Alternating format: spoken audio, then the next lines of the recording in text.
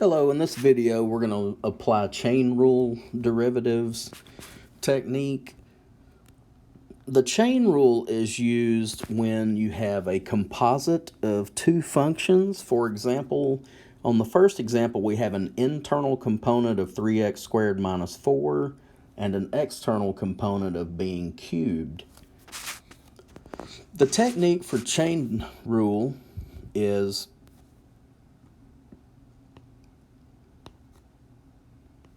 if you have a composition,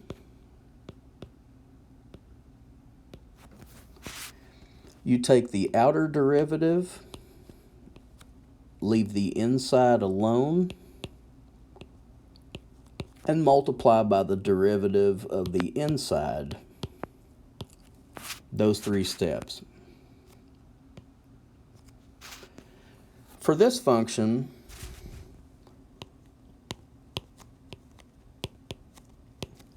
kind of put your thumb over the 3x squared minus 4, and it'll be like your thumb cubed.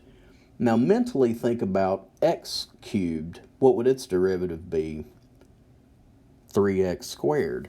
So what we're going to do is treat this like it's 3 your thumb squared. This is just the outer derivative.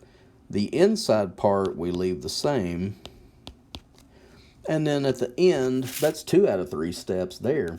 The third step is to take the derivative of your inside part.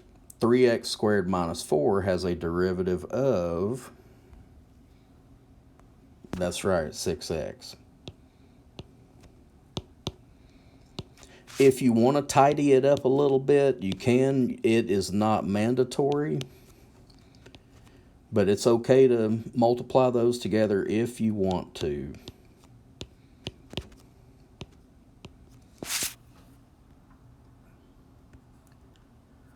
Our second example is how to handle a radical.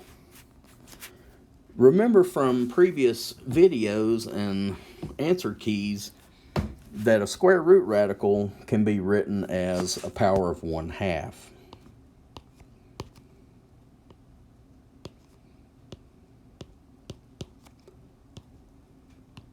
So I'm not actually taking the derivative yet. That's just rewriting the function.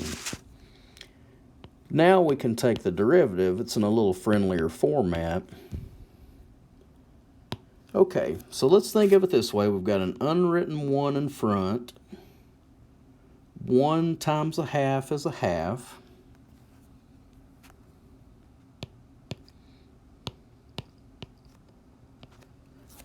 If you place your thumb over 3 minus 5x, that outer derivative is 1/2 your thumb to the negative half when you take 1 off your power.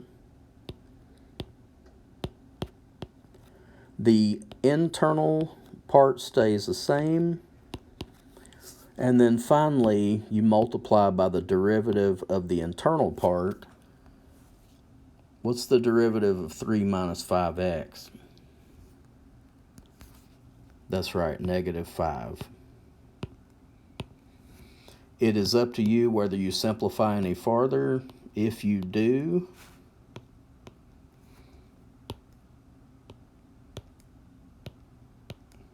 this is a little bit simpler. And if you wanted to,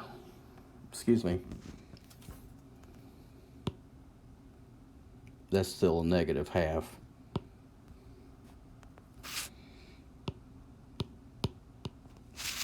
And if you really wanted to flex, you can move that parenthetical term to your denominator and change it back to a square root radical,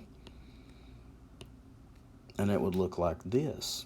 You'd still keep your -5/2, but you would move your negative exponent term to the bottom, creating a positive half power.